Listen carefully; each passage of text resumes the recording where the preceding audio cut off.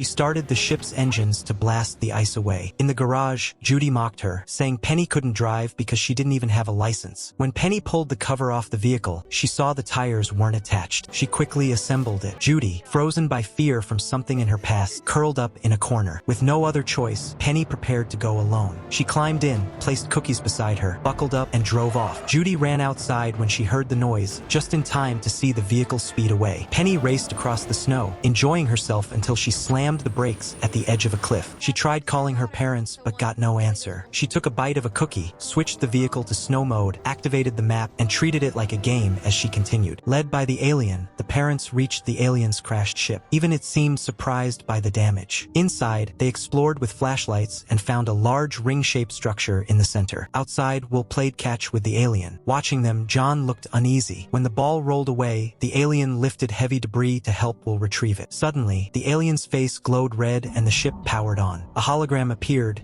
showing a planet, then zooming out to reveal a galaxy that wasn't the Milky Way. They were in a different galaxy. By touching the debris, Will saw the alien's memories and learned its main ship had been attacked, stranding it here. Frightened, Will ran. The alien followed, looking sad and lowering its head. Will tested it, telling it to raise one hand, then the other. When he told it to walk toward a cliff, it obeyed without hesitation. Just before it stepped off, Will stopped it and called it back. The alien knelt and Will accepted it again, realizing he could trust it. When the parents exited the ship, they hurried back toward their own as the storm arrived. Diamonds began falling from the sky, smashing into trees. One sliced John's arm as they hid behind a large rock. At that moment, they heard Penny's voice over the communicator. The alien transformed into a bright beacon to guide her. Penny arrived and they escaped together in the vehicle, the alien clinging to the back. From a nearby cave, Don spotted the vehicle through binoculars. He reached for the flare gun but found the box empty and realized June had stolen it. The family saw a flare in the distance and drove toward it, finding only June. She claimed she was alone. With the storm closing in, they escaped and returned safely to their ship. Back in the cave, Don held his chicken, his last hope for food. Later, Will woke from a nightmare and went to the ship's main hall. June sat there quietly. When Will opened the fridge, she asked if he'd had a bad dream and admitted she still had nightmares too. The alien entered the room. Will apologized and turned to leave, but June stopped him and warned she had seen aliens like this before, on the main ship in combat mode, hurting people. As Will walked past the alien, the ship shook and the ice above them started to crack. The family ran to the main hall. They knew they had to leave before the glacier collapsed. Morin gave everyone a job to do, but John had bad news. The engine wasn't working. The storm had blocked the air vents with sand, and they couldn't leave until they were cleared. Morin went back to the hall to give out new jobs, while John went to clear the sludge near the fuel tank. The others started cleaning other parts blocked by the storm. As John finished, he saw something moving in the water behind him. Meanwhile, Morin found out that someone had used the 3D printer to make a weapon, but no one knew who did it. While Morin was cleaning, an alarm went off. She ran to the cockpit and saw that the fuel tank was slowly draining. They were running out of time. John rushed to check it out while Morin went to the engine room to clear the blockages. June then suggested they all just get in the vehicle and leave. Morin said no, explaining that while one or two of them might survive for a little while, it wouldn't work for the whole family. June then pretended she needed to get something and snuck away to a storage room, where she started stuffing a bag with supplies to escape by herself. At that moment, the alien, who was helping clean, suddenly turned and walked away. Will followed it. The alien stopped under a pipe where strange noises were coming from. When Will tried to talk to it, the alien ignored him. Suddenly, two eel-like creatures dropped down, and the alien quickly protected Will with its strong body. To keep Will safe, the alien pushed him into the storage room, locking him inside with the deceitful June. Elsewhere, while John was checking the water near the fuel tank, something suddenly pulled him under. Later, when Will yelled for help, Penny and her mother ran over but only found the alien, who warned them that Will was in danger from a creature on the ship.